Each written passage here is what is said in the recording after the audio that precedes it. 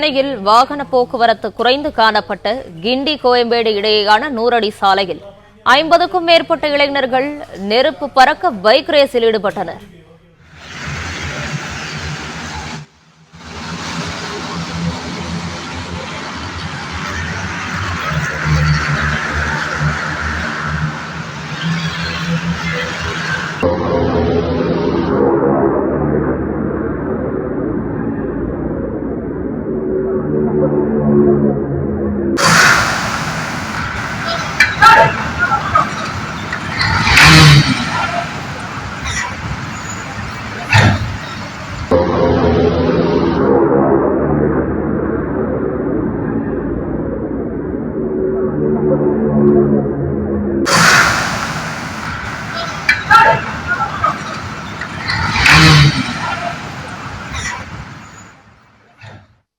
இதுகுறித்தான கூடுதல் விவரங்களை வழங்கவிருக்கிறார் செய்தியாளர் கதிரவன்.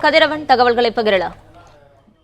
கிண்டியிலிருந்து கோயம்பேடு, கோயம்பேடிலிருந்து கிண்டி என போலீசாருக்கு சவால் விடும் வகையில 50க்கும் மேற்பட்ட முறை 50க்கும் மேற்பட்ட இருசக்கர வாகனங்கள சாலையில் நெருப்பு பறக்க பைக் ரேஸில் ஈடுபட்ட இளைஞர்கள் ஒரு பரபரப்பான சூழல் காணப்பட்டது.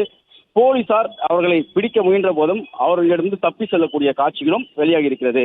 நேற்று இரவு 1:30 மணி அளவில் கிண்டியிலிருந்து கோயம்பேடு, கோயம்பேட்டிலிருந்து கிண்டி என மீண்டும் சுமார் 50க்கும் மேற்பட்ட இருசக்கர வாகனங்கள் 100 அடி சாலையில பைக் ரேஸில் ஈடுபட்டார்கள்.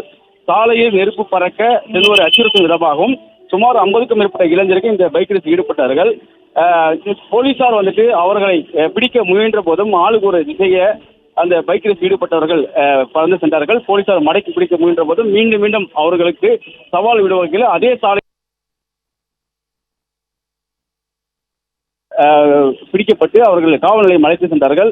இவர்கள் கிண்டியிலிருந்து கோயம்பேடு நோக்கியும், கோயம்பேடிலிருந்து கிண்டி நோக்கியும் அவர்கள் பந்தயத்தை பிளான் செய்து அவர்கள் இருசக்கர வாகனத்தை அந்த பைக் ரேஸ் ஈடுபட்டதும் விசாரணை தெரிய வந்திருக்கிறது. மற்ற நபர்களை பிடிக்கக்கூடிய பணியில் ஈடுபட இருப்பதாகவும் போலீசார் தரப்பில் தெரிவிக்கப்பட்டிருக்கிறது.